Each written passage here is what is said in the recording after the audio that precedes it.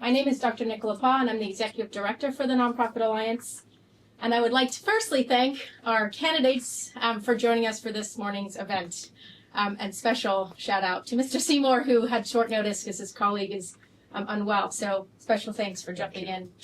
20 minutes notice. Thanks also to our host, the Ignite team, for helping us to pull this together very quickly. And finally, thank you to our guests, members, and the media for joining this morning. We've organized this event on behalf of the nonprofit sector in Bermuda, our members, social sector stakeholders, and the communities they serve. The intention is to offer an opportunity to understand the candidates' commitments to addressing Bermuda's social issues. Like many sectors of Bermuda, nonprofit professionals know the importance of the balance required in addressing critical matters such as paying down our debt, investing in our island's infrastructure, and remaining a competitive business jurisdiction while also meeting community needs. We are excited to hear the views of some of the new candidates this morning as we work to foster and champion an environment of mutual accountability in meeting the needs of our community. We have 7 questions prepared for our candidates, and each will have 2 minutes to respond. And they have been provided with these questions in advance, except for Mr. Seymour here. And we did have input from our members in designing the questions. Should anyone need to use the restroom during the forum, for guests, if you go around the room, they're in the back corridor. Panelists, you can go this way. And with that, I'm delighted to hand over to my colleague, a seasoned nonprofit leader and commentator, Dr. Claudette Fleming. Good morning, and thank you, Dr. Farr. It's great to see everyone, and it's great to see our new candidates. Let's congratulate them. This is not easy. We want you to know that we at the Nonprofit Alliance share your love for Bermuda. We celebrate our island successes, and we truly believe our best days for solutions are ahead of us. That being said, we are about to delve into some very serious questions that are facing our island during this forum. We will begin the discussion today by having each candidate introduce themselves, and we're going to start with Alexa. Thank you. Well, good morning, everyone. Special thanks to the Nonprofit Alliance for the invitation to be here today. I'm honored to represent the PLP as a candidate for Constituency 14, Devonshire Northwest. I'm a passionate Bermudian who's committed their life to service in various sectors, including public and private sectors. And I have most recently been working in the public sector as a process improvement professional to improve and enhance the way government offers services to the public.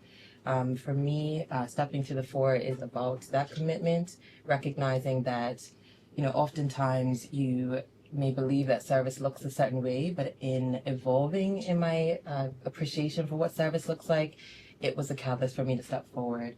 I'm a mother. I'm also just a passionate person about the things that I do, and I seek to do them well and seek to find solutions that are not only sustainable but make sense. And so I look forward to bringing that to this discussion, and I also look forward to bringing that to the forum and the political arena should I be the successful candidate. So I thank you for being here so early in the morning, and I look forward to engaging with my fellow candidates. Thank you. Thank you, Alexa. Yeah. Oh, and I didn't even move this mic, so. Okay, thank you. Good morning, everyone. How's everyone doing today? I'm trying to get energized. It's one of those type of mornings, but my name is Ci're. I am the candidate for C36, the independent representative. A brief history about myself. I founded an organization called Pay a Kid when I was 17 because a lot of my peers were getting involved with antisocial behavior, gang activity, and crime. So what we do is we provide jobs and community service hours for the youth of Bermuda ages 13 to 18 to get them out of antisocial behavior, gang activity, and crime by partnering with organizations to get them out there active and earn legal compensation for their actions. We also provide vocational skills training, as well as we have a department that caters to our senior citizens. So if they are lacking care in any of those areas, then they can get free assistance from the Pay a Kid initiative. I was a former military officer, commissioned in Sandhurst in 2021. And I see I got 1 minute left, so I'm keeping this short. Thank you very much for having me, and look forward for a great conversation, all right? I'm gonna go for it. Good morning, everyone. My name is Juanae Crockwell. I am a mother, an advocate, a nonprofit leader, and a community builder. I'm deeply committed to supporting the most vulnerable here in Bermuda, women, families, those facing economic and social challenges. And I believe in policies that prioritize equity, sustainability, and community-driven solutions. I believe that the third sector, and I think everyone here would agree, is the backbone of our community. And so nonprofits are doing the critical work of bridging the gap between the people and the government, and we do it with limited resources.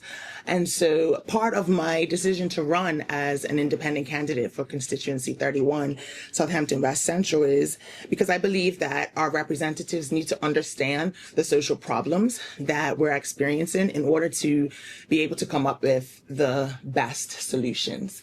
And so I'm looking to see how much time I have left, but that's me in a nutshell.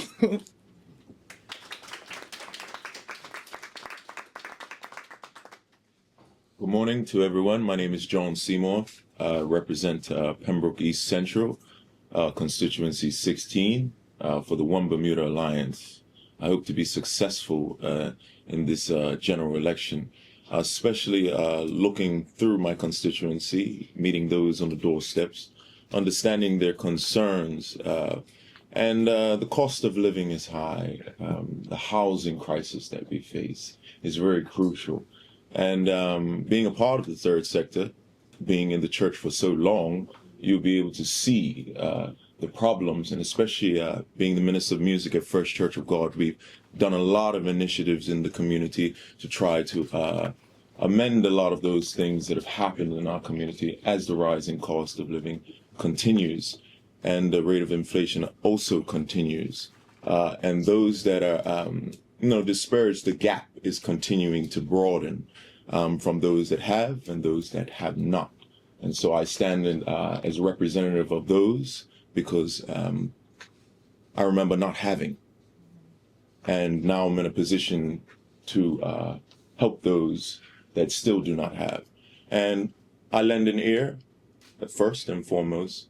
And secondly, I give my voice to speak for those that are not able to speak for themselves. Thank you for having me, and I appreciate the short notice as well. And I hope to be an asset to this panel. Thank you, John.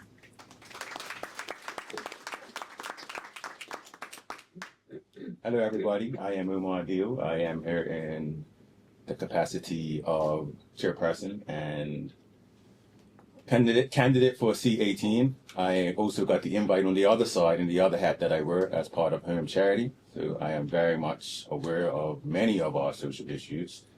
From a free democratic movement point of view, we believe that many of our issues are very easily solvable.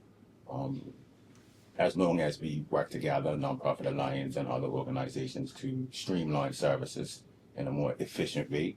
From a governmental point of view, we look at policies that encourage growth, that encourage freedom, prosperity, and rule of law. And we believe that, the charities fill I'm probably answering some questions that's already here, but the charities fill a very important gap. But some of those gaps shouldn't be there in the first place. So as a government, we seek to close those gaps. Personally, like I mentioned, I worked at home. I've been a fireman, I've been an air traffic controller, I've worked at Child and Family Services, and I also worked at Home Charities, degree in psychology, sociology. So I love people, I love working with people, I love talking to people. So I'm looking forward to trying my best to answer your question and explaining to you some of our policies that answer, we believe, all of the problems in Bermuda. Thank you. Thank you, candidates. We're now going to move on to our questions. And audience, you can follow along. They will be put up on the screen. Bear with us as we give some introductory information and to give context to the questions. The candidates have been provided in advance the questions, okay? So first we're going to talk about the cost of living. And Ci're, we're going to start with you so you can prepare as I give the introduction. And then we'll go all the way down and we'll come back to Alexa, okay? Okay, so Bermuda's high cost of living is crushing many families. While we lack current and clear data on poverty rates, narrative research through the Omnibus survey estimates the rates to be between 17 and 33% of the population. The Omnibus survey results also showed that roughly 54% of residents are concerned about being able to afford healthy food, and 21% of residents have cut back on eating fresh fruits and vegetables. Furthermore, analysis on Bermuda's employment statistics by our respected local economist, Craig Simmons, who is here with us today, finds that there have been 2 decades of increasing wage inequality between white and blue-collar workers in Bermuda. Since 2005, in the financial services, real estate, and international business have on average seen their inflation-adjusted incomes increase by over 25%, while inflation-adjusted incomes of fishermen, farmers, and construction workers have fallen by over 20%. Incomes for hotel, food service, and private sector transport workers have declined by between 12% and 15%. Many sectors, and therefore workers in our community, are not experiencing the trickle-down benefits of the growth of international business.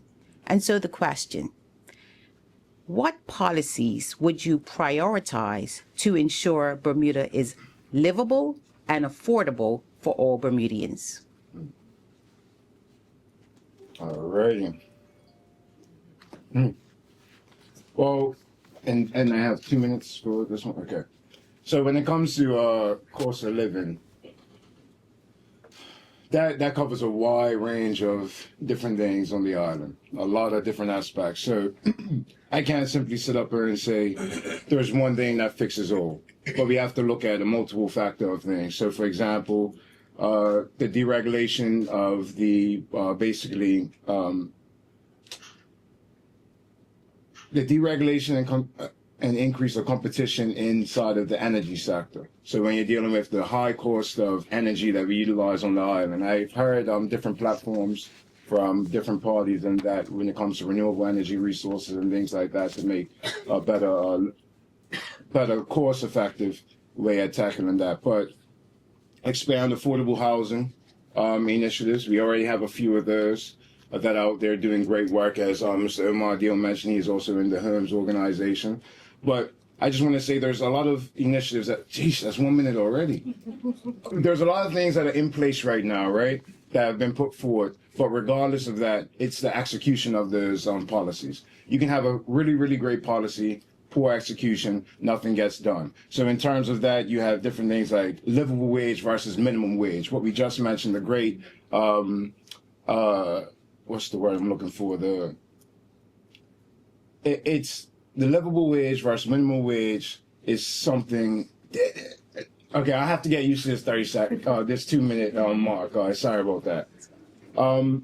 But in short, honestly, it's just execution of these policies that help curb the cost of living. Sorry. So that would be the priority? The priority. The yes. priority. Not remaking any new policies at this current stage. It's the execution of those that are currently in place. Because I can't sit up here and say that there aren't steps that have been taken to reduce the cost of living in Bermuda. It's just the execution and implementation of those policies. Thank you.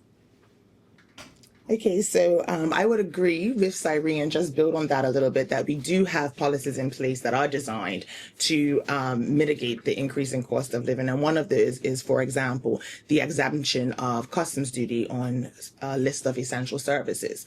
And so one of the things that I would like to prioritize is expansion of that list, but also regulation, because we don't know if the savings are actually being passed on to consumers. And so if we can build that into the policy and the regulatory framework, we will be able to assess whether this is actually even having the desired outcome.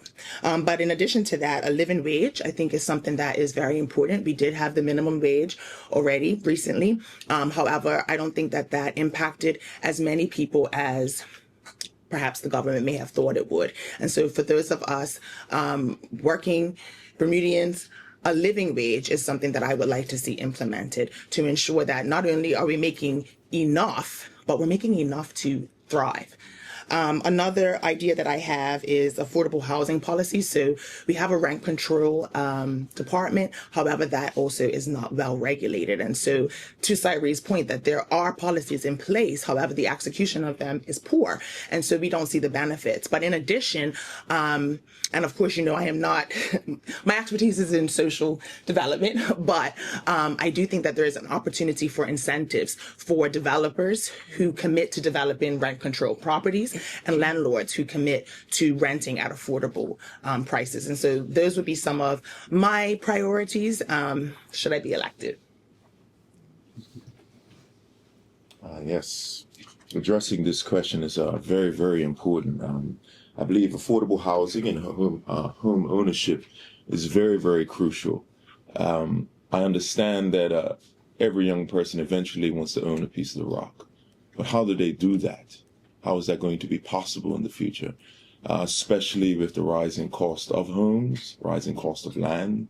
I believe that lowering the cost of house, such as public and private partnerships for affordable development incentives for first-time home buyers. I think that's very much important. And the regulations to prevent excessive rentals, because rent is high in Bermuda. It's excessive. I understand what it means to rent out a house. Trying to afford that mortgage is not easy. And I believe that we need to teach that in high school and grow our young people to understand not just a cost of living, but how to be financially literate. I believe that's very important for our next generation coming up, to be financially literate. Economic diversification, job creation, support new industries like technology, renewable energy, and blue collar initiatives is very much important because that is the backbone of our country, most of our civil servants. Also, cost of living reduction, address high food, healthcare, and energy costs, supporting local agriculture, especially is my partner in C15. He has many great initiatives, Malachi Simons, that we'll be working on and implementing that into our platform to reduce the cost of food in the country, and especially give our farmers, our fishermen, and those that produce our food the resources that they need, and to remove a lot of that red tape that they're facing. Thank you. Thank you. So we take a bit of a different approach. We've had a lot of problems. We know there are a lot of problems. We believe that a pro-growth environment is what is needed in the island when we talk about reducing duty across the board. So in our policy, we look at reducing all duty to 15% for those items that are currently above 15%. A lot of our costs, we have fixed costs and negotiable costs, what I would say, things you can choose to buy and things you have no choice but to buy. Energy is a great example. Our Belco bills have probably doubled over the last couple of years, right? We seek to implement LNG, which is a much cheaper, it's a much cleaner fuel. I think we have to recognize that everything has a cost. And in most cases, nobody's going to be completely happy, but we have to move to a country that is more, less regulations as it relates to, let's say, rent control. We have rent control in Bermuda. For those who work in the housing sector, they know it's not effective at all. It's probably exacerbated our housing shortage, quote unquote. Many people have knocked on doors. They'll tell you about 30% or so of the apartments are empty, right? Landlords are not willing to rent out their apartments because they don't have proper protections in place. We have policies that seek to address that. The Landlord and Tenant Act was 1978. There are updates that can be made. England made some updates in 2017. So energy, housing, cost of goods and services, we seek to reduce all of those things. And that's how we believe we can definitely lower the cost of living. I think we recognize that the cost of living is, very important and is the lived experiences of many Bermudians, and has impacted the way in which they're able to freely operate and live lives that they've aspired to have in Bermuda. And so in being passionate about sustainable solutions, and I'm happy about the PLP's commitment to begin to create a foundation for addressing the cost of living challenges that we are seeing in our community. The cost of living, as you all just shared, is a very complex portion of our way of life. And so looking at the different facets that impact what a quality life would look like, also is evidenced by the PLP's commitment to reducing payroll taxes for 86% of our workers, and also implementing the first minimum wage. And I think the livable wage, as you also heard, is part of what the next step would include. I think in our new platform, we also outlined ways to enhance food security that we've heard this morning, and so I stand behind that, and also fine-tuning the essential goods list that Juanae spoke of this morning as well, to be able to ensure that the 0% duty that the importers are actually receiving is being passed on to those consumers and to those customers as intended. So it's about ensuring that the intended outcomes of these policies that are intended to make life and reduce burdens on those in the community are actually reaching those who need it most, and also just equitably dispersed in our community. Thank you. Thank you, candidates. Okay, so we're now going to move on to education. And Juanae, if you would prepare yourself to start us in that conversation. And audience, you can follow along on the screen. So there are many parents here. So, we can relate to a lot of these questions. Despite education reform efforts that span across political parties, the government's education outcomes reports show Bermuda students are only reaching target learning outcomes on an average of 50% of the time in public schools. Now, in the 2016 census, and we haven't had a recent one, so this is the one we're relying on today, it shows that only 30% of Bermudians have a university degree. I had to say, Nicola, would you double check that? That is amazing to me, but that was 2016. It would be interesting to see what the next census has to say. Compared to 52% of non-Bermudians, meaning that many Bermudians are less likely to access employment as knowledge workers with the academics needed to participate in an increasingly global economy. This perhaps contributes to racial disparities in employment and earnings, evidence in the Bermuda employment briefs, given only 26% of Black residents hold university degrees, another one I had to look at again, versus 52% of the white population. And the fact that median gross annual income for Black residents was reported at that time at $62,160 compared to $93,404 for white residents. There have been decades of education reform, and yet some would say the outcomes and disparities seem to have only worsened. And segments of Bermudians feel they need to leave the island for better opportunities. So our question: what do you believe needs to be accelerated in the transformation of education in Bermuda, if you want to speak specifically to public, but maybe in generally, and also in workforce development?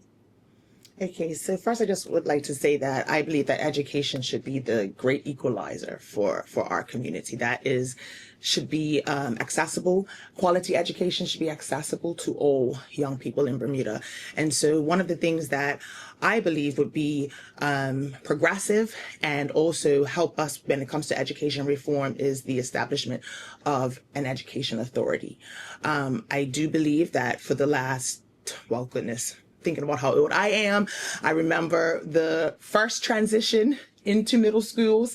I was in P6 when that happened, and so here we are X amount of years later, and we're back revisiting that. And so the question that I have is, what data has been driving these decisions, and who are the experts who have been leading this change? And so I believe that independent education authority will transcend political shifts and changes and can be led by experts who have worked in education and who have an understanding of what we need to improve our education system. I also believe that in that framework, we need to include teachers, and the teachers need to be guiding our decision making, because the teachers are actually on the ground dealing with this.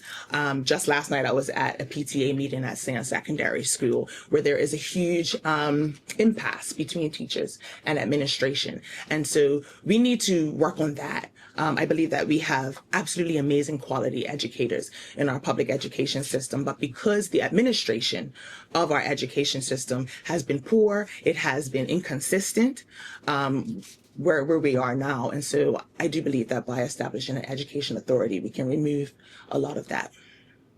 Oh, do I have any more time left? Because speaking to the workforce question, I just believe that we should have our curriculum also. Time's up. Yes, I agree with Renee Crockwell. We do need a independent education authority that is in our platform. That is one of the things that we are looking to do in the One Bermuda Alliance. First of all, we need to stop and halt and reassess what's going on in our education system. There's no need for our teachers to be leaving out on sick. They need to be given the resources and tools that they need and the education that they need to prepare our students for the future. I've written down some points here that I'll just quickly address. Workforce readiness and upskilling. We really need that. A lot of our students, when they're leaving high school, are not prepared for the workforce. Even the decision making, they're not ready for that. And now we're asking our students in the education system to choose what they want to do by 12 years old. It's impossible. I understand Bermuda and the Progressive Labor Party wants to do a lot of great initiatives, but essentially it's not working for our teachers. It's not working for our students.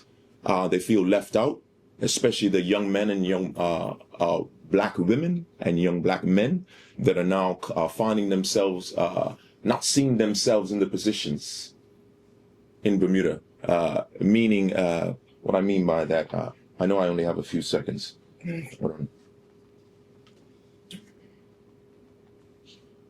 Meaning that the equity and the accessibility address disparities in school resources, improve teacher training, and invest in early childhood education. Every student should have access to quality education. I went to Walk Academy and Cedar Bridge. I know the difference between public and private education. It's no need that someone should have to pay that high quality for high quality education in Bermuda, not in a first world country. I think it's unacceptable that we've gotten to this point. Yes, education. So I think the first thing is who's making these decisions. We released a policy in July. We believe education should be decentralized. And what that looks like is each individual school is going to know what is best for those students at that school. When I say each individual school, I'm talking about parents, I'm talking about students, I'm talking about teachers, principals, businesses in the area should all be able to come together and make decisions for the best interest of those at that particular school. We know some things, for example, it costs about $25,000 per student in the public education system. So those funds can be given directly to the school so that the school can manage itself effectively. We can see the budget is about $1.2 million per primary school, for example. That school might not need somebody to cut the grass because somebody in the community might be able to cut the grass. That school might need 3 nurses instead of 2. But making decisions from a Department of Education, from an education authority level, is often not going to be the right things for those individual students in each school. So decentralization of education is the first step. I'll move to the second part of the question. We believe that we need to transition Bermuda College to a 4-year university. That might be a partnership with the University of West Indies. That might look like something different. We have international business here. Surely Bermuda could be a hub for international business sponsored by AXA or ACE, etc., etc. Also, technical things. Not everybody has the academia track. So we want to move people towards the things that they're good at. Rather that be the Robert Crawford schools, rather that be when we have Stirlington with the tourism schools. So we don't have to reinvent the wheel. We had a system that worked perfectly, and we would seek to move back to that system for a little bit of tweaks, a little bit of improvements. Thank you. So education is, quite a topical, hot button issue here in Bermuda, and it's important because our students do deserve the tools and resources that they need, access to these resources to compete for jobs of the future. This did not come kind of on a thin air. The government in 2017 responded to the community's ask to reform education and to adjust the system to ensure that the previous system or the future system would not render our students ill-equipped to compete and also get jobs that we know in a rapidly changing world is needed. And so, the previous system left our students unable to compete on the world stage. And I think that what happens when you talk about acceleration, I think what we ought to do is actually accelerate the reminder and also the faith that the government has not lost sight of its commitment. And so the day-to-day and the things that are taking place as this change is happening, it becomes easy to be distracted from what the core goal is, and that is to ensure that our students are getting the results that they need, they are getting the tools and access to resources. That change now considers, different learning styles. That I know that when I went to university, I went to high school, at a public school at Berkeley, although I was head girl, I could not actually get to universities that I thought that were my preferred university of choice. And so we want to be able to prevent that in the future for our students so that they can actually compete. And so this new reform considers the different learning styles of our students. And so technical trades and business and arts and sports, to John's point in terms of how do they know at 12? Well, I went to school to study law, but that became a transferable skill that I now use as a process improvement professional, that although it is not where I landed, these are skills that actually can equip me to be able to do things and take on different types of careers. And so it's around knowing what is going to engage students while they're in school to equip them to have these jobs in the workforce. Thank you. So not being too far removed from the educational system, because 2017 when the reform was put in place, I was just leaving the Berkeley Institute. Okay. So keep the end of view. But honestly, when it comes to acceleration of the education component and how it relates to the workforce development, I am a firm believer that vocational training should be mandated within inside the school systems at an early age to get our students exposed to what is needed from them from the workplace.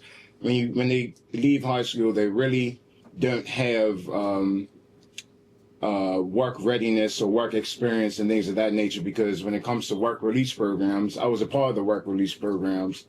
It wasn't really work release programs. It was just something that, we did to be outside of school. So we must truly implement the work release programs, fine tune them, and get the kids really out there actively engaged in that process. Because what that does then is instill self-confidence and self-pride in what they do going forward, leaving the education system. And when it comes to betterment of the education system, I think that we need to look at education as a whole in a different scope, that education is not simply black and white. There's a lot of different gray areas. As Alexa said, we have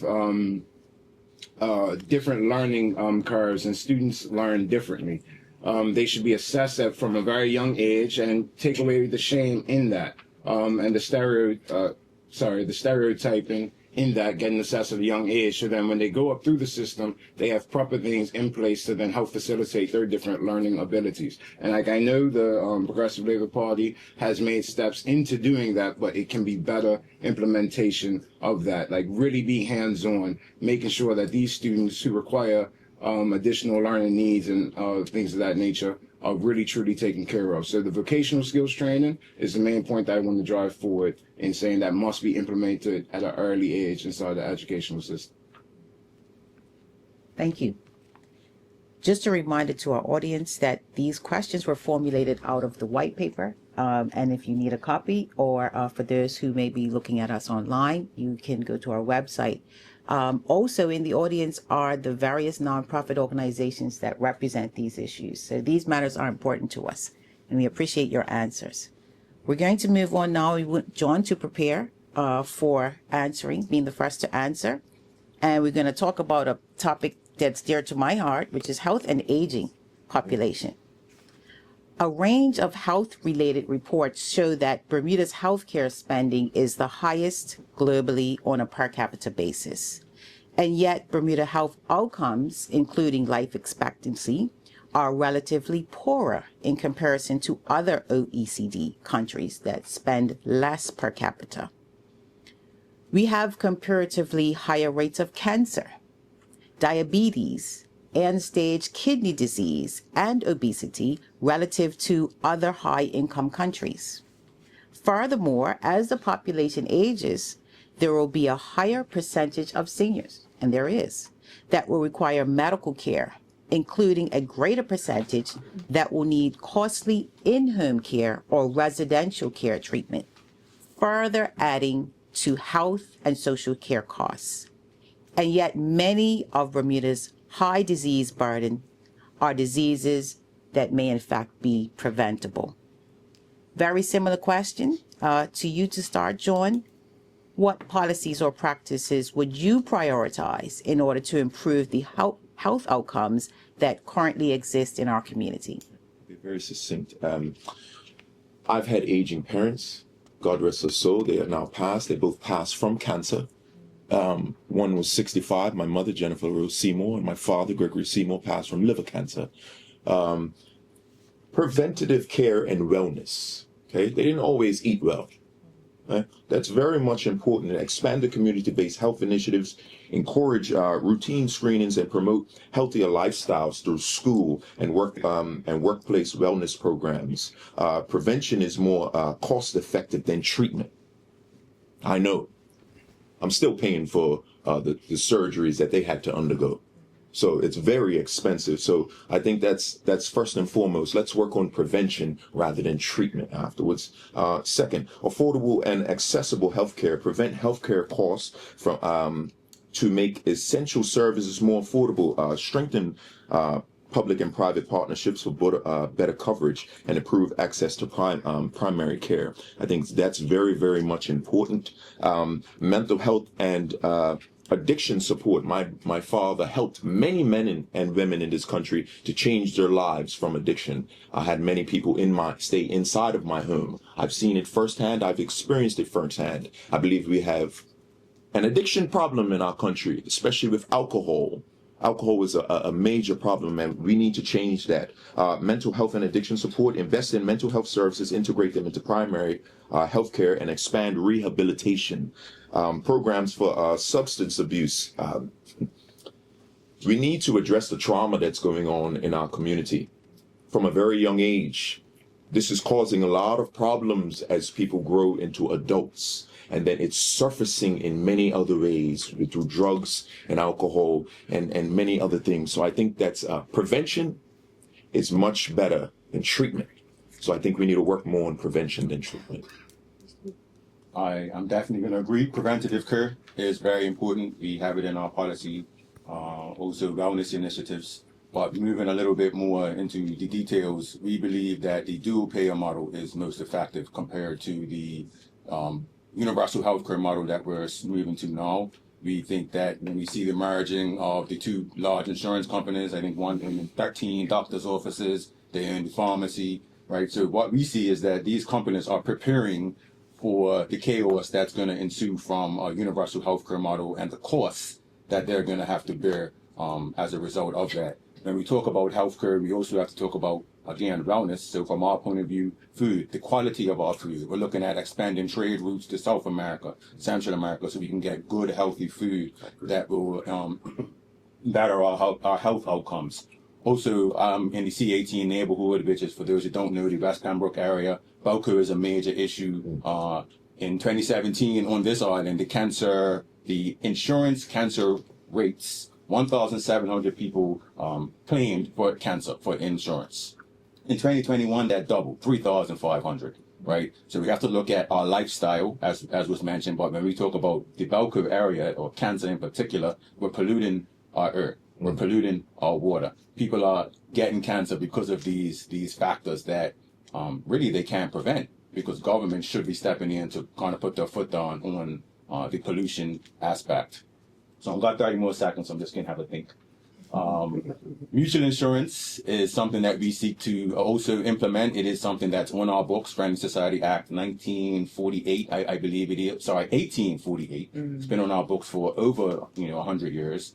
And mutual insurance would allow you to kind of be rewarded for good health. Now, if you don't claim on your insurance, you lose it, BF&A, and post the profit, right? So these are some of these small things, and we do have a healthcare policy.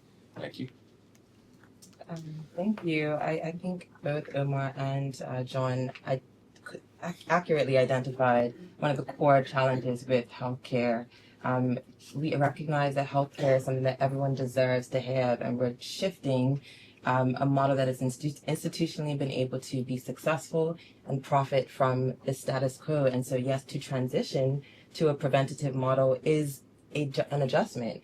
It's going to require doctors' offices to keep patients healthier in order to yield the results and potentially also earn that, the fee that would be associated with their service. And so, to address these things, I think it is a multifaceted approach, but three things that I think is super important would be a long-term plan, a short-term plan with some solutions to provide access today to those who need it most, and education. We also talked about a culture that we have of unhealthy eating.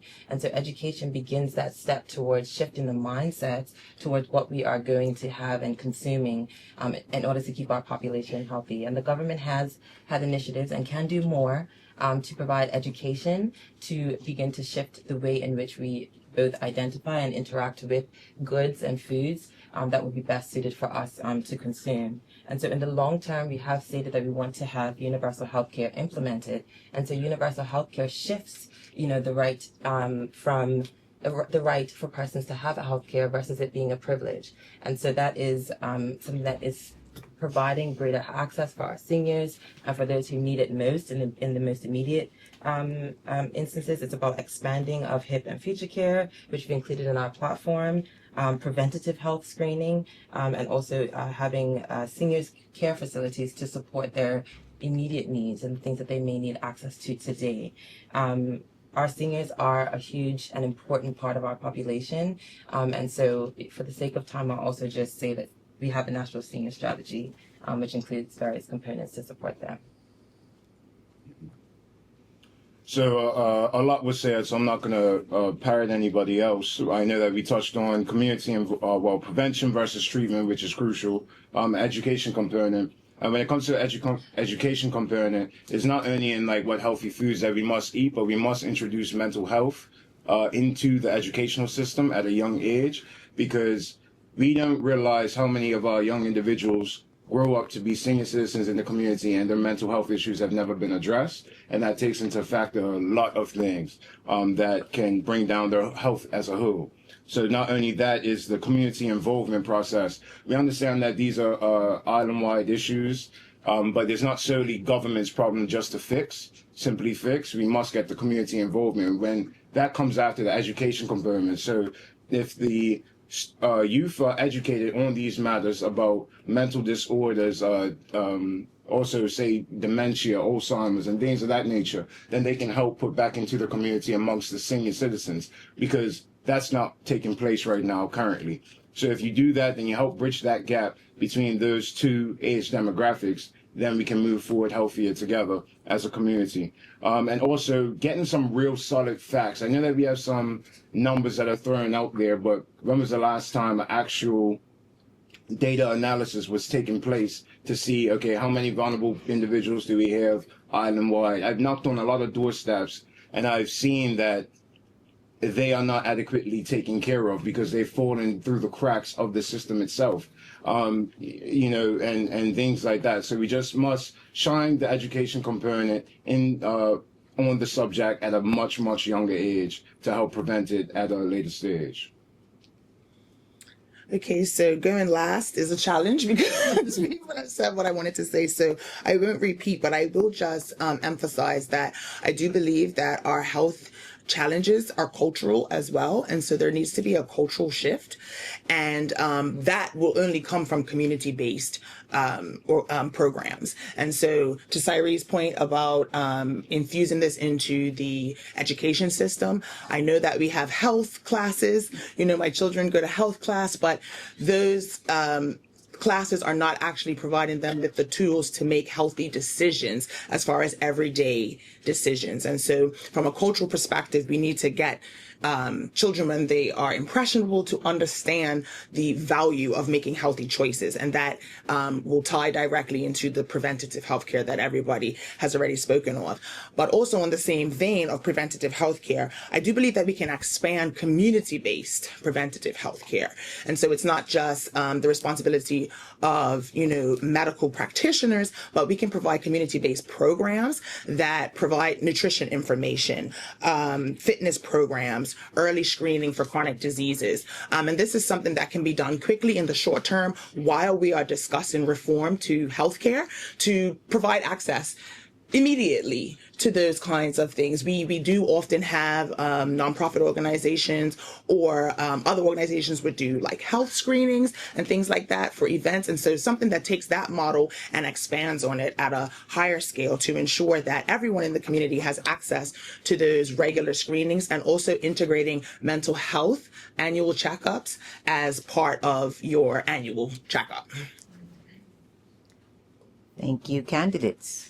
Omar, if you want to prepare yourself for this next question. This is a pretty serious, they've all been serious questions. This is something for us to reflect on, even given our conversation that we've had. Ci're, I think you pointed to this notion of adverse childhood experiences and how they play themselves out later on in life. That's a big part of prevention in helping our young people. We're going to talk about ACEs, or adverse childhood experiences, in this section, community violence, and as well as mental health. And brace yourself, these are also some very frightening statistics. So in the recent adverse childhood experience research that was done in Bermuda, it showed that 2/3 of individuals said a parent, guardian, or household member slapped, kicked, punched, or beat them up some or most of the time. And over 1/5 said that a parent, guardian, or household member had cut them with an object. 18% saw someone being stabbed or shot as a child, while 28% saw or heard someone being threatened with a knife or a gun as a child. 1 in 4 have witnessed a parent or household member being physically abused, while 3 out of 5 people have directly experienced physical abuse during their childhood. Over 30% of those reported living with someone who was depressed, suicidal, or had a mental illness. And 1 in 3 Bermudians reported that they had been sexually abused. Let's take that in for a minute. The Narrative Research Omnibus survey data showed that around 30% of the community are aware of a theft or a breaking and entering event in their neighborhood when it comes to safety. And 25% are aware of people openly selling or using drugs in their community. Separate research conducted recently also on youth mental health showed that over 30% of adolescents in Bermuda have moderate to severe symptoms of depression or anxiety, which is about 5 or 6 percentage points higher than post-pandemic global averages. Now, with that being said, candidates again, what are the top 2 policies, I'm going to limit them to 2, that you would support to change the levels of extreme adversity facing our young people in Bermuda? So first, I'll start by echoing that sentiment. I work at home, as I mentioned, we're very data-based, and what we can say definitively is that at least 80% of our clients who are experiencing homelessness can directly connect their homelessness to childhood, mental, physical, emotional, sexual abuse instances, right? So we recognize that the trauma in our environment, in our communities is very real. From a policy point of view, the first policy that we would say is, somebody mentioned it slightly, but I want to say we have a policy on it that says mental health and addiction should be treated the same way as physical health, right? You should be getting your checkups. There should be access to those things. Anybody who works in the mental health field, nurses or quarters of staff, if you have a mental health breakdown today, you have to do a KEMH, sit in the waiting room for 6 hours. It's not a very trauma-informed approach. So from a policy point of view, that's definitely the top thing on the list, is treating those things just like your annual physical. The second thing I would say is most of our trauma is what we call poverty-driven crime, right? You don't have housing. You're going to do certain things. You don't have food. You don't have opportunities, whether that be youth coming out of school. We spoke on education, whether that's cost of living and mothers and fathers having to work 2, 3, 4 jobs and children taking care of children, right? So you get those traumatic incidents of things happening in the home and there's no supervision. These things are a direct consequence of the economy and the cost of living and all of these things. So all of our policies are interconnected. All of our issues are interconnected, and we seek to address them not only from the top down, but also from the community up, right? We need to give community the tools to help ourselves. Only we can help ourselves, but if government is standing in the way, and as you say, all you guys are here as charities, for the gaps, and I would say government is standing in the way by not providing the proper services, but also not providing the proper support. So I know each one of you has a connection to the charity that you do, and you most likely joined the space because there was an obvious gap when you needed it. So yeah, thanks. So though we sent the questions that I've answered, we sent them, I think hearing the statistics as a mother, it really just underscores the fact that we have to reduce the instances where children are exposed in this way, because these are our children who are the future, and I just can't imagine that these are the lived experiences of our young people, and it's truly a disheartening occurrence. But to prioritize mental health and to enhance our programming, I believe it's about safeguarding our children and also advocating for access to the care that they deserve and they need. And so, when there are those instances, being able to equip our teachers, equip those who are in early childhood education to identify the signs early so that they can be provided the necessary resources and support to proactively address them before they become compounded or insurmountable to be able to address as an adult. And so, for our population who currently are struggling with challenges, particularly mental health challenges, it's about providing access to resources, at no cost, to be able to ensure that they can be feeling that they can actually function in society. COVID told us that, our mental health is really important. It taught us all, irrespective of your experiences lived or known about. It was very important. And so we now see, now that post-COVID, how important trauma-informed systems are. And so in the government's recent platform, it included a review of the Mental Health Act, and to reform this act through, as a derivative of this reform, having a trauma-informed care system, which will be across all sectors. And so what that looks like is just what I spoke about previously in terms of the educators being equipped with those tools to identify early signs and also support our younger demographic. And so this proactive approach and access to treatment services helps us to ensure that we can have a system that is not only trauma-informed, but can support those who are struggling with mental health.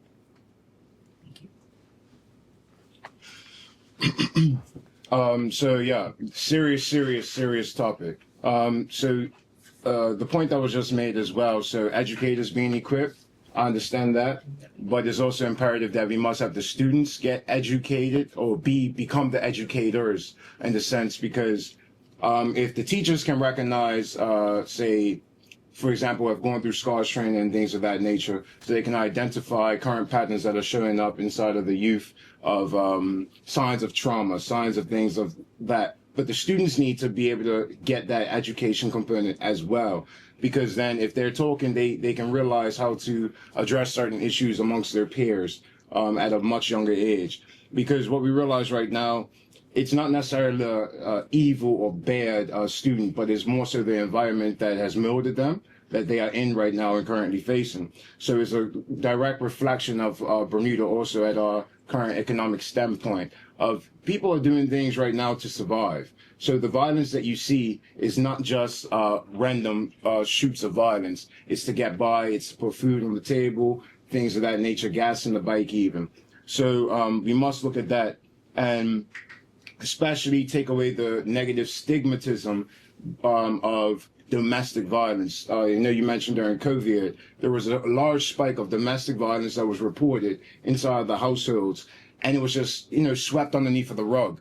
Things like that cannot be swept underneath of the rug. You got to get it heads on, because people need to know that other people are experiencing these similar issues within inside their household. That's why SCARS training is so important, because after going through it, you realize you can pick up on little things that have affected the general population that we just go by and not really pay any attention to. So it's the education component, educating the educators, but then also empowering the students to be educated on the matter itself of mental health and wellness.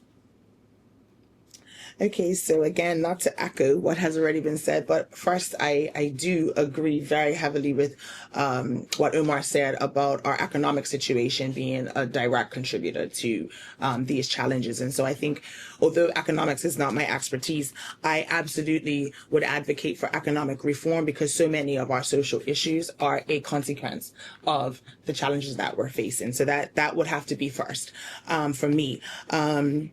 To Alexa's point, trauma-informed education policies, I think, is very important, and having all of our educators trained in trauma-informed care is essential. But my big thing is the implementation of socio-emotional learning at the primary school level, because what I believe is that emotional regulation is crime prevention, it's addiction prevention, it's abuse prevention. And so if we are thinking about long term and how are we going to curb this trend that we see now for future generations, we have to get in very early. And so socio-emotional learning would be developing self-awareness, emotional regulation, social skills, and it would help children be able to recognize and manage their emotions effectively, develop healthy relationships, and resolve conflicts constructively. That's one of our huge issues here, is that we don't know how to resolve conflict, and then make responsible choices that can benefit their well-being. And so I think that's very important when we think about prevention and the next generation of young people. And then 30 seconds left. The other thing that I'm very passionate about is streamlined access to mental health and addiction support services. I'm sure everyone in this room knows that there really isn't anywhere besides the Women's Resource Center, if you're a woman, where you can just walk in and receive support on the spot. Specifically, when we think about those suffering with addiction, the process to get support it doesn't make any sense. And so when someone in those situations are reaching out for help, the help needs to be available immediately. Two policies that I think would be very great for Bermuda would be, one, expand on workforce and entrepreneurship programs, establish stronger apprenticeships, trade, business, incubator programs that provide young Bermudians with real care pathways. Two, mental health and social support services. We need to remove the stigma, especially for our young Black men, for trying to get mental health. I live on South Terrace. So I'm brought back to the young lady that was murdered. And then I'm brought back to her brother, you know, and it's a traumatizing thing for that young woman's daughter to now face and live in that house on a continuous basis. And all the trauma that is going on with inside of that one home. That's just one house in Bermuda. Imagine all the trauma that's going on across our island that has been unaddressed, the stigma of our young black men and our young black women that feel like it's something wrong with me. And I don't need no cure. I don't want people to look at me a specific way, or we need to remove that stigma from our community. We need to go into the schools, and they should have dedicated mental health professionals. And the at-risk youth should have a structured support system to keep them engaged and on a positive path. Let's keep those statistics going. Let's keep a record of our children. And I want to commend Sister Gina Spence because she's here. She does a lot of advocacy for our young people that are dealing with that level of trauma. And I believe she needs to be highly supported in a lot of areas that she faces with gun violence, knife violence, sexual assault, these abuses with language from our own family members growing up. Something has to change, and yeah.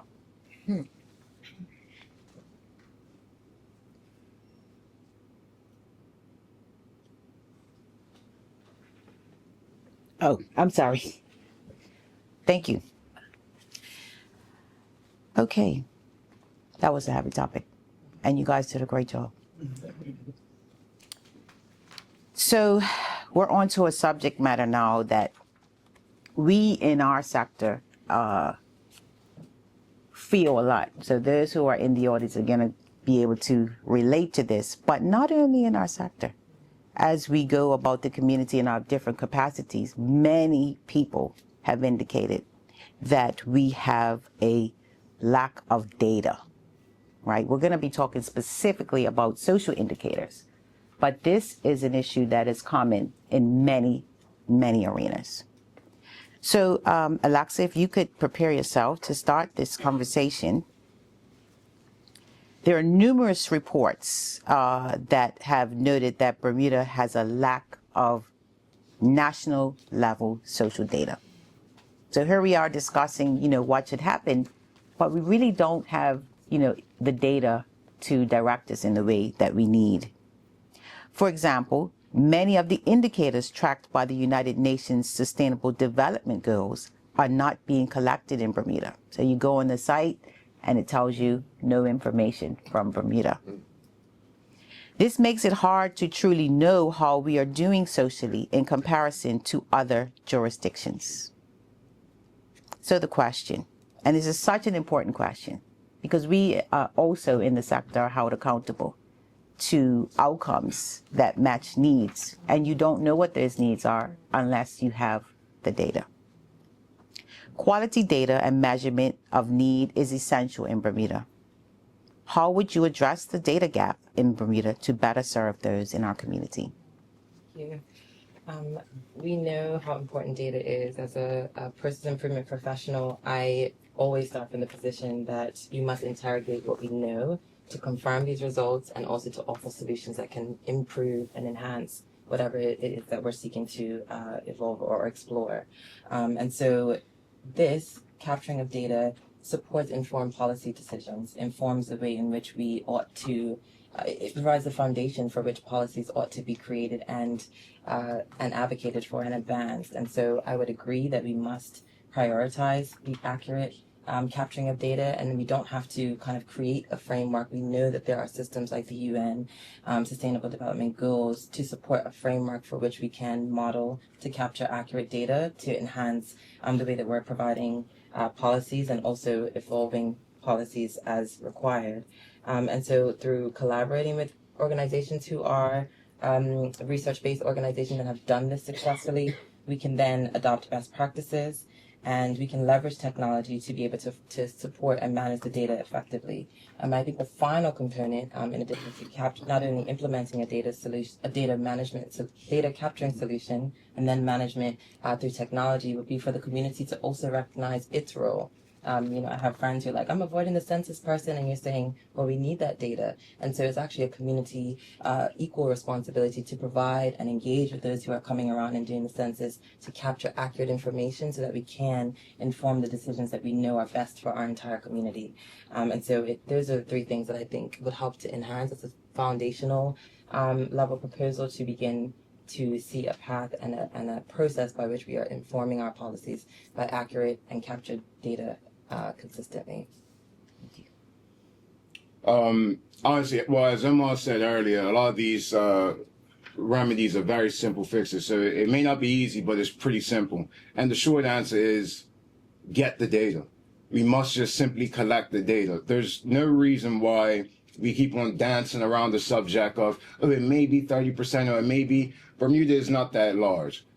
Being out canvassing, I've covered almost every single doorstep in 1 month. You mean to tell me a team can't be collected together to really get out there on the ground and get the general consensus of what is happening, what is going on? So it's very simple. Stop saying that we need the data collection and collect the data. That's it, point blank. Pretty simple. Okay. Save some time.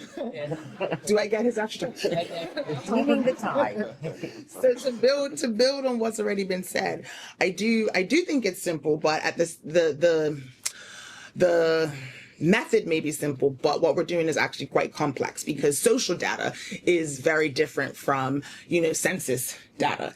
And so from my perspective, I do think that there should be a social data, maybe not a department, but a team within the Department of Statistics that is responsible for collecting that social data, analyzing it, and then publishing it. And I do think that that team should work with the nonprofit sector because in our roles, we know that we have to provide the data to justify the services that we are offering. And so we're doing the work. We don't have the resources to do it on a national scale, but if the government, the Department of Statistics or potentially this social data team can work with those of us who are collecting the data, help us expand our resources to collect data quicker.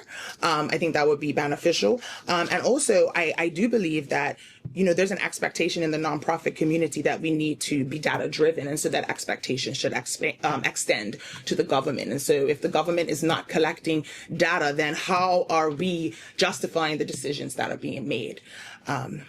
And I don't know how much time I have left, but I think that once we establish that team to collect that data, then there needs to be annual publicly accessible reports. Okay. First, I think it's one thing to gather the data and everyone has their own individual data. I believe we need to centralize the data. I believe that the data collection, it needs to be transparent. I believe we have to work across all agency, whether that, and we need to establish a national data hub that consolidates the information from government agencies, nonprofits as yourselves, and the private sector partnerships. This would provide real-time insights into poverty, unemployment, education, and healthcare needs. So that means that one agency would be able to go into the data. Oh, this is what I have right now from this agency. This agency is adding the data to that, and we all have this centralized data that we can come up with the real numbers over a period of time. And we can address those from each agency as so fitly needed. Two, community-based research and engagement. I believe independent Mr. Bean touched on it. Conduct regular surveys and do town halls to gather direct input from residents, ensuring data reflects real lived experiences. Real lived experiences, not something like a facade, real life experiences. Partnering with universities abroad. I believe the PLP candidate touched on it. We have a framework from the United Kingdom that we can possibly use that for our system in Bermuda. And research institutions that can also improve data accuracy and analysis. By improving data collection and the accessibility to the data from all these agencies and government agencies, we can create policies that truly address the needs of the Bermuda's most vulnerable citizens. Yeah, data is an interesting question. We have qualitative, quantitative. We've got PIPA in place now, so I don't really know where to start. I will start with quantitative data. We definitely have a lot of reports on the shelf, sitting on the shelf. I would say that at home, we collect a ton of data. But again, segueing into PIPA, national data might be a bit tricky. Sharing data, it has a lot of complexities now with, again, PIPA coming into play. I believe that in addition to PIPA, we're a small country, so we're all connected. Are you going to feel comfortable sharing certain data with people, knowing that this data is going somewhere else? Even if we have the proper precautions in place, there's still a bit of an apprehension, which is why we have the hidden homeless and the unreported assaults, the unreported domestic abuses, right? So from a quantitative point of view, I think it gets very difficult. But I do know qualitatively, I'm pretty sure we know our data. It's not on the UN, but we know what's happening to our culture. We know that people ain't flying kites on Good Friday. We know that we're losing community. We know that we have GoFundMes when somebody gets sick, right? We know that seniors are struggling by themselves that have children, that have grandchildren, right? We know that there's a disconnect in our family. That's not in our quantitative data, but qualitatively, we know these things. So it's more about a bit of community getting together. From a policy point of view, I believe the listening and then taking that data and making policy decisions. We talk about minimum wage, but we don't know how much people are affected by minimum wage. We talk about rent control. We don't know how much people are under rent control, right? So from I can say that in one particular policy, we want to do a housing registry, which will tell us exactly how many houses are occupied, how much they're being rented for, if they're derelict, if they're vacant.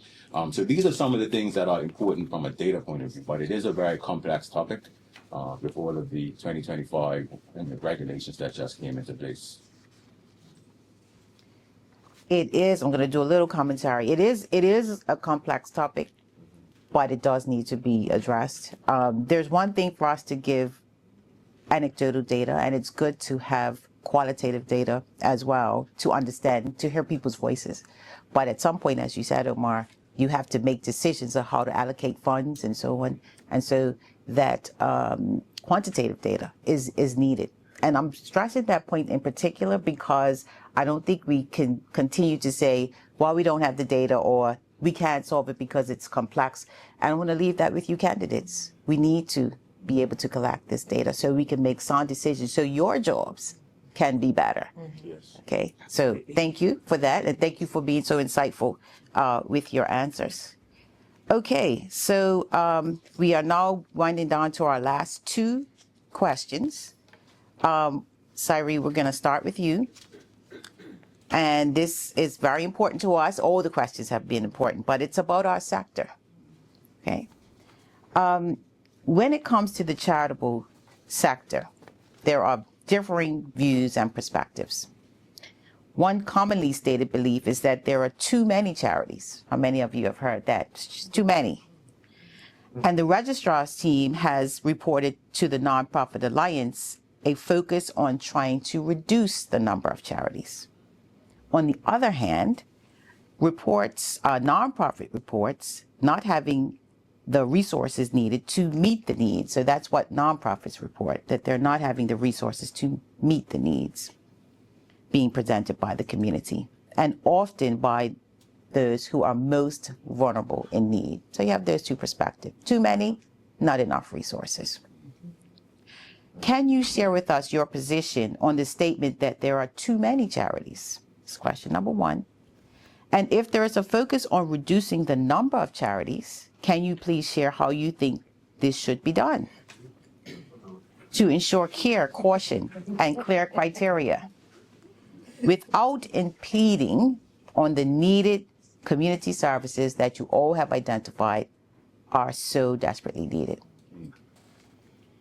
So the question is, are there too many? So I have a personal connection to this question because initially when I started the organization and I wanted to achieve charitable status, I was rejected. Now, the organization is there to help young individuals who are being murdered to, avoid that. So that's a serious goal that we had in mind. And the fact that we got rejected initially until basically just to merge with another organization, it was very, it was difficult. And then it took an 8-month process to then finally get achieve charitable status.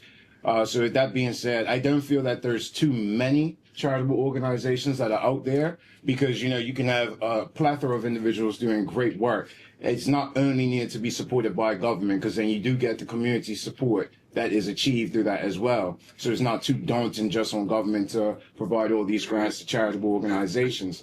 But I do feel that it does need to be fine-tuned in the sense of, or a priority list in the fact of what is more important to the community at a large. Because I've seen certain things get approved, and it's, say, for example, like a dog grooming service or something of that nature for individuals who love dogs, but then it's getting overlooked by charities who cater to vulnerable persons and things like that.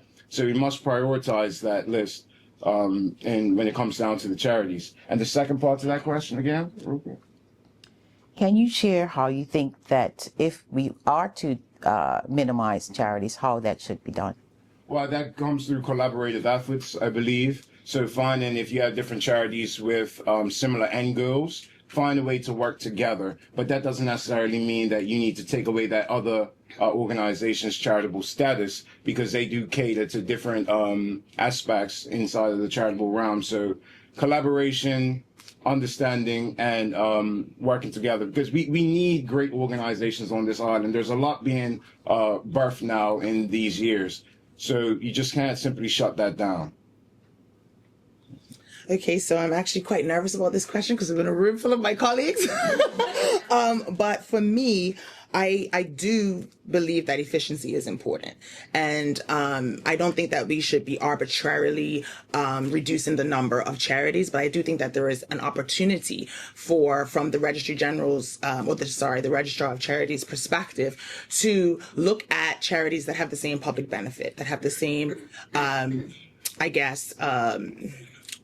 mission or the same beneficiaries, and see how they can collaborate. I do believe that there should be incentives for charities to collaborate. There is, we're all pulling from the same pool of resources, and so if we work together, we can use those resources more effectively. One example of that, and I hope it's okay for me to share, is recently the Women's Resource Center, and whom we partnered to provide a more efficient solution to housing of young women. And we transferred our Transformational Living Center to whom, which has now revamped that program. And so by recognizing, this is the lane that I'm in, and I can benefit from the expertise that already exists, we can work together. We can streamline our services. It will benefit the beneficiaries, and it will also help us to use the resources that are available more efficiently. So, I don't have a necessary answer on whether there are too many charities, because I understand that charities, a lot of it is formed from passion, right? And so we don't want to start to limit or monitor people's passion, but how can we take that passion and use it more efficiently and effectively? Touching on Renee's topic, I have to be very sensitive on how I address you, because you are doing the groundwork in the third sector. So, merger might not be what you are looking for as, as a charity base, but I would encourage collaboration. Charities with similar missions, I believe we should incentivize as government to possibly have mergers from a strategic standpoint with your partnerships to maximize the impact, but also to reduce the administrative costs, because we know that cost is high for what you guys have to do in your work. So I'm very sensitive to the work that you're doing, and I'm not trying to take away from the work by saying have a merger, but I do want to encourage more collaboration across the board with the charities and the work that you do to establish clear accountability and funding criteria for a lot of charities that are coming out. I know you guys already have your criteria in order. I know you guys already have put your paperwork in to government to even be a charity. But a structured review process can ensure charities meet effectiveness benchmarks while prioritizing the funding for those that are those delivering essential high impact services. And again, it's a very sensitive topic for those that are doing the groundwork. Just like when they said, you are pulling from the same resource pools. So I do encourage the collaboration between charities to lessen cost and impact, so you can have more effective impact on the community. That's my my standpoint on that. So yeah, just like we spoke about the data gap, I would say the charities are there for a good reason. They are filling a need, fulfilling a service. But I think we have to keep in mind that government really has no business pushing the charity left, right, or center because they're not funding us, right? It's the private sector that's funding us. So if an individual wants to have 50 charities, it's free will. So that's what we firmly stand for. People should be able to start a charity because it's dear to their heart. And if people are willing to sponsor that, by all means, go ahead. One of our biggest concerns as it relates to charities from a governmental point of view is the risk posed with the implementation of the CIT tax, corporate income tax, where we, as a government, it looks like we will be double taxing some of these corporations. And if they are giving to charities en masse, if they're not being taxed, that money is going to come from somewhere. So that's a big risk that we see as it relates to charities. We've been looking at how this is going to affect our society, where the third sector is literally carrying us as a country, right? So we need to protect that third sector as much as possible. And as I mentioned, the biggest risk that we see to the third sector is the newly passed or coming into play corporate income tax. So we would seek to, well, we do have policies that are protecting, look to protect that sector and those funds that are given to the third sector. We need the third sector. The third sector is super, super important to the successful functioning of our community to provide access to services that the government is unable to provide to our citizens and our community. Unlike many of my co-panelists have shared, I agree with pooling or collaboration amongst like services to be able to ensure that those shared resources, key resources, can be better utilized among those that are like organizations. And I reject the notion that there are too many, but I would actually propose that the Charities Commission, which is really the first line of defense, if you will, regarding someone who is seeking to create a new charity, to actually be steered in the direction using the data that will hopefully be captured and captured accurately to steer them in the direction, because we have not been a data-driven society. We kind of are emotive in our approach and belief that a charity may be eligible to be created, but rather steer them in a direction that is concretely supported by the evidence and the data to say this is where our community needs support most. And charities have the benefit of being agile. Government is not agile. They cannot adjust based on what the community needs are today. They have to, implement policies, go through the, certain level of bureaucracy to ensure that it too is implemented well. But they just are not. That's just a fact. We're not as agile as the third sector can be. And so I think through through support from the Charities Commission, they can stir new charities to actually implement or create their organization that is aligned to what the community needs, and we have the data to support that steering and direction. In other regulatory bodies, we have seen how perhaps there are restrictions or some sorts of caution against certain, maybe it be categories or etc. Maybe it's temporary, but again, we must be able to support and work with that, work with our community to ensure that they are being able to have their needs addressed and using the data to support what it is that they are proposing, that a new charity explore and focus on. Thank you. Again, candidates, you have done an awesome job. We're coming to our closing statements, and we're going to form our closing statement with a question, again, about nonprofits, but you're welcome to provide any other remarks as we have this last question asked. To the audience, it's been a long morning. You've done well. And there is an opportunity, of course, for you to speak with candidates after, if you wish to address anything directly with them, and that includes the media as well.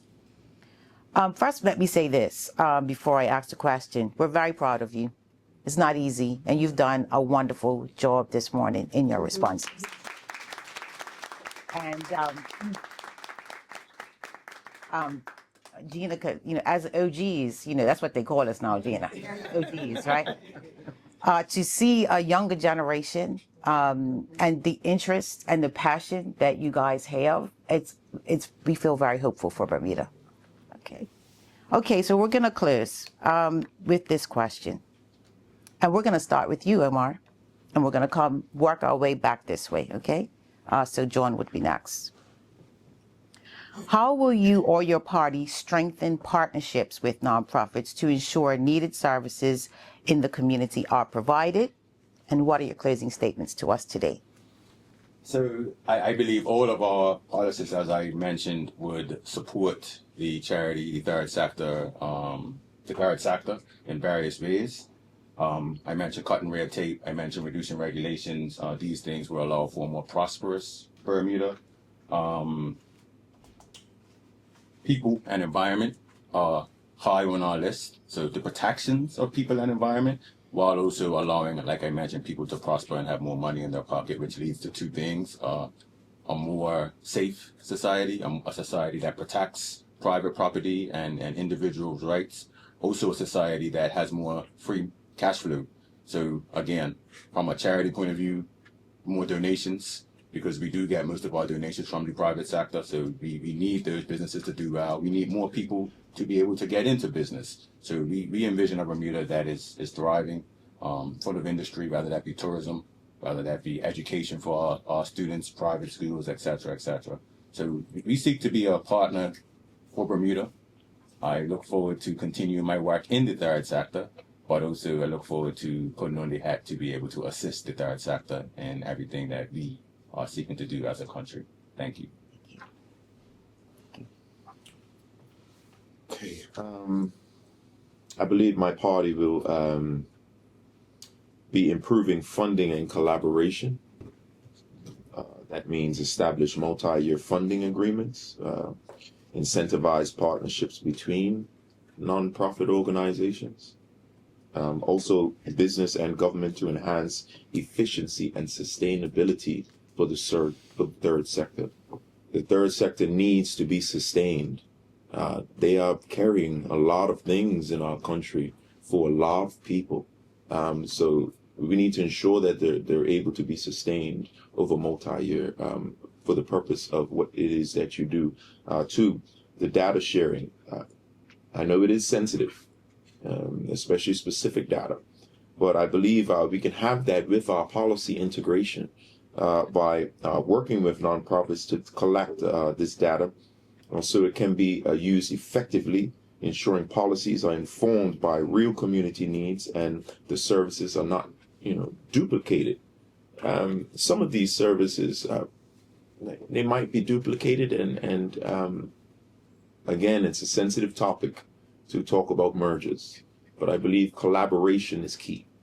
I believe we need to give the resources that it so desperately need. Government needs to do more for our third sector. I just wholeheartedly believe that we can create policies and create initiatives and incentivize so that the third sector can be strengthened.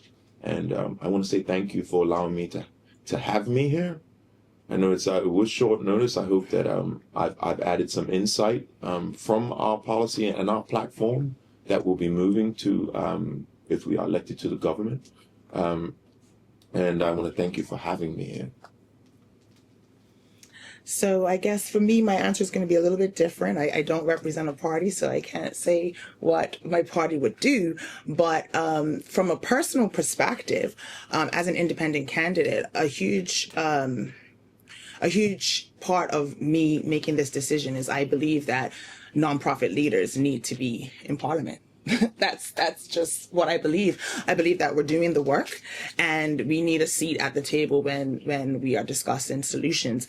And so from that perspective, I would want to establish or advocate to establish a formal nonprofit advisory council where it could be perhaps facilitated through the Nonprofit Alliance, but where we have our nonprofit experts and leaders actually guiding policy and decision making, because as we've discussed today, there are so many social issues and it's the nonprofits that are addressing them. And so, and let's be honest, we're addressing them well. We are doing an amazing job at keeping our country afloat amidst all of the challenges that we're facing. And so our track record as nonprofit leaders speaks for itself.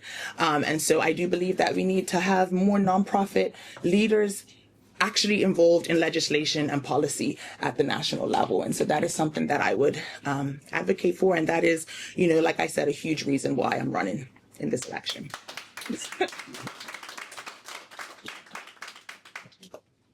Yeah. So when it comes to continuing to do the work, I know I'm not here to represent a party, but I'm an independent representative. It's just about being hands-on going forward. We as a community need to stop constantly pointing fingers, and start lending a hand and to help remedy these issues. We can't simply say, oh, it's up to government to fix everything. It's not.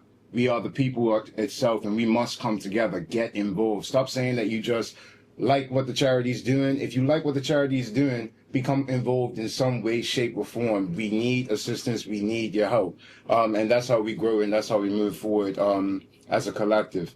And just being a true beacon of, okay, this is what the standard is like. So we call it leading from the front.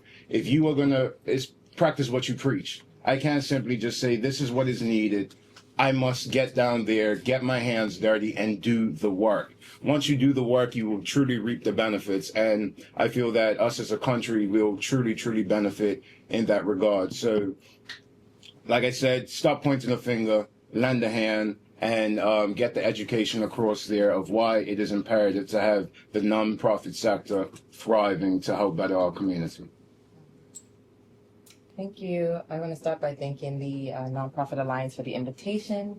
I feel honored to be here to present and also hear some of the dialogue and also the contributions from my fellow candidates this morning. I agree that the government, the country, the community, we say that it takes a village to raise a child, but it really also takes a village to run and function a country. And so the partnership between the third sector and the government is crucial. We have seen the $6 million investment in our previous budget, and then an additional $25 million given to social relief offered in our mid-year budget review. However, I do recognize, and I've heard some of the statistics and what was mentioned earlier, that more is needed, that there are not enough resources being provided to offer this critical gap in our community that is known and also highly utilized. And so I think, in proposing new ideas, I would advocate for, new businesses that are entering our ecosystem being encouraged to adopt a charity, being encouraged to engage, because we know what our community needs most. And so rather than they come and create a charity that they think is good for a community that they've just arrived and seek to be a part of, but maybe they rather are stared at incorporation, or stared at the point in which they're seeking to relocate in Bermuda, to adopt a charity and adopt an organization that would help to also support our very crucial ecosystem. Because government cannot do it alone, and so it will require, relying on that third sector to provide the necessary skills and the necessary resources to support the needs in our community. And so I think the value part of my why is also around encouraging and advocating for a community and community-like mentality when we work together to solve the needs of our community that they've shared. They may not know how to get to those support resources and support resources and persons who are able to have specialist services. And so I think it's important for us to both unite in purpose and in action. Thank you. Thank you. Thank you. Dr. Paul, over to you. Thank you so much to our candidates. It's an important part of the democratic process to be able to hear you just speak from the heart in answering questions that are important to our sector and important to the whole community. So thank you again. I think it was really positive to hear what your plans are. And best of luck to you in your final week of canvassing. Thank you to my team and board for all their help pulling this together in less than a week's notice. Thank you everyone for coming out, for the media, for being here this morning. And encourage you all to get to the polls next week. Yes. Have a good day.